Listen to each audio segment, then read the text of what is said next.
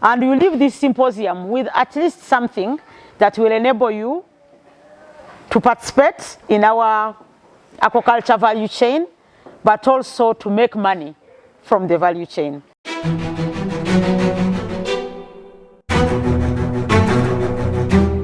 We had the Aquaculture Symposium. This is one of those events that we organize every month, focusing on different value chains. We had an opportunity to have different speakers. Notably, we had from the Commissioner for Aquaculture, from the Minister of Agriculture, Animal Industry and Fisheries, who was able to enlighten us on the policy incentives that are in place for us who are in aquaculture. The easier way to get support, whether from government, whether from the government partners, is when you are working in a group. So that's an area we have to work hard on, especially the people who are specialists in group dynamics. So even when we get support and give it out, then we find it does not last, because then the groups disintegrate very fast. And we have examples in TESO, which we have worked with, and the groups have collapsed. And then you find the investment is not sustained. So I think we have got to work a lot on that, specifically on what is being planned. We have a project which you have heard of, Climate Smart, and it is a lot of it that we are going to have in Teso, in Lango, in many other parts in eastern and northern Uganda. Okay, we were also blessed to have Dr. Ariho Cassius from the National Agriculture Research Organization, who was able to update us on the different innovations that our researchers at NARO have come up with that will be able to transform our fish farming.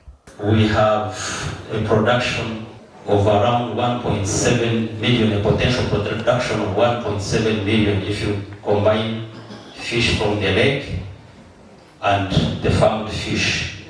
That is the potential, that's the target. But as you know, our lakes have been harassed. You have overfished the lakes. So if we are to maintain them, improve our practices on the lakes, the maximum that we can get from there is 700,000 metric tons of fish. So we cannot go beyond that, but as per now we produce around 400, between 400 and 500,000 metric tons. And now, our hope should therefore come from aquaculture, according to the Fisheries and Aquaculture Policy of 2018. So, and this 1 million metric tons is estimated to be around 2.1 billion. I think Dr. Cooperative talked about it, and she was almost that value. I want to assure you, if we can hit this target by the time the 2040 vision of this country has planned, I'm telling you, you would probably employ more than 5 million in the fisheries sector. Again, we had insights from Kilimo Trust by Dr. Birungi Korutaro, who was able to give us an insight on the market opportunities within Uganda and the region as well. In the value chain, again, what are the opportunities? So when we looked at the value chain, entire value chain, like I mentioned earlier, most of the women, youth are involved in the entire value chain.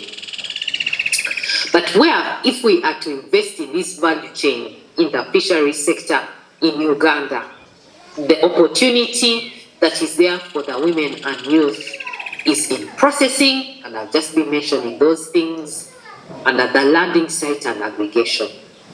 So that is where you have the largest opportunities for those that in the public sector, private sector. Please, these are the things that we need to look into in terms of supporting the women and youth. Areas for women, processing, drying, smoking kilns, those are areas you can invest in. For the youth, small enterprises, ventures in terms of kiln operations, packaging is an opportunity there. already talked about the urban consumer and how what they want. But again, there are still barriers. So these are the areas that we need to look into. Then we had our speaker from the Economic Policy Research Center, Dr. Swipe, who was able to give us analysis based on the study that they have done to enable us to see the opportunities of investing in the aquaculture value chain. You need 25 million shillings to finance a full-fledged boat that is going to do the business of in Nairo Patch because of the technology required to fish Nairo Patch. 25 million. How much money will you make? 63 per annum. So if 25 young men who have picked PDM money get together and trust each other. You know, we were saying that the commissioner was saying we don't trust each other, we are not together. The gross profit is 38 million in a year from that investment. Okay? Now, what is your break-even point? You need, for you to recover the investment and while making this money and the gross profit of this, you need to be targeting to fish 4.6 metric tons per annum. Okay? Are we together? Now it requires on a daily basis on average to pick around 24.7 to, in the low season, to 89.2 kilograms per day of fish to break even, to remain afloat.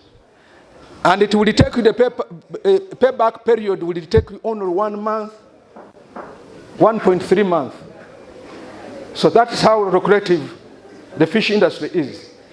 Again, we are also blessed by Brenda Opus from PASAID, who gave us an insight on the opportunities for export and the different incentives they have as PASAID to support those who are into export. There is a growth in consumption of white meat. Many Ugandans eat more fish than they do for beef daily, even if we have more cows and goats. At PASAID, ladies and gentlemen, we have had requests from China to supply both fish and in the US markets. Yet these countries remain the world's major producers of fish. This tells you that white meat industries are greater and are yielding many more of other products per square meter. When I last checked a couple of years ago, China was stocking 600 million metric tons of pork annually in their food bank, reserves in case they are struck by hunger or a natural occurrence and have to keep their people fed throughout the crisis of COVID. In fact, piggery, fish and poultry combined on the global demand comes to about 1.3 billion. If you add fruits, which I have seen in your invitation, that is among our products as well as PASAID. The market demand goes up to 2 billion. We are therefore in very good area that have growing global demand. We were also blessed to have Elizabeth Kasenene of Rentco, who is also the chairperson Uganda Women Entrepreneurs Association, who gave us information about the possibilities of accessing financing, leasing technologies that will enable us to be part of the agro-industrialization agenda. So the ability of a business to convince investors that it can deliver consistent growth and returns, it's not just about the funding that you need, it's about your credibility. Who are you? How credible are you? Can somebody find you? Your clarity. You need to be very clear on what you're doing, where the gap is, and what you need. And because investors fund the people, and the systems, not the idea. So when you look at a banker or you look at an impact investor, when you're talking, they're looking at you to see who is this person and what systems do they have in place to manage the money, should I bring it to them? And to crown it all, we had Philip Borrell, who is a practitioner in the aquaculture value chain, telling us his experience in the production, in processing, and in export, and what we need to put in place for us to be able to achieve and have profit within the agriculture value chain. We also had a young entrepreneur, Bone Chimula from Ruwero, who is involved into aquaculture. Today we've had an aquaculture symposium where we've had all the playmakers in aquaculture business. It was so fortunate that we've got people who are in policy making, and also we have got people that can advise these youths how best can you do, how can you do aquaculture or fish farming as a business. It has been so amazing as fish farmers seeing experts in research on the types of breeds, the kinds of species one should do, the feeds. So it was so amazing for us, more so the fish farmers. My takeaway from today's symposium was three things. Number one, the symposium showcased the ability of industry experts to engage with youth at the grassroots in a common area, which is here at Gudie Leisure Farm, without any hindrance. Actually, the discussion was more fruitful. Number two,